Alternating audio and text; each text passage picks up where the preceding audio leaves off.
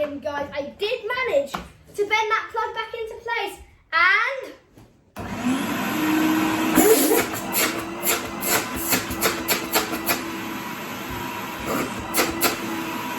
it works very nicely, and no bearing squeeches. So that was a very good buy, I think. It's powerful. The air comes out,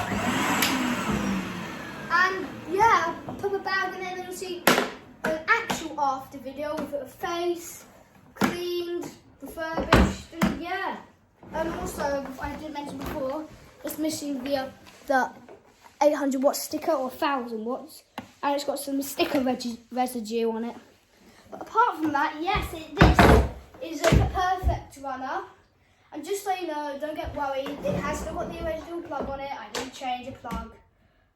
So yes, so I'll show you a close-up of him suction. So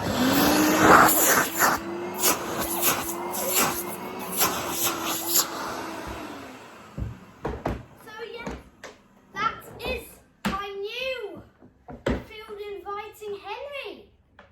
So I hope you enjoyed the video. And bye for now.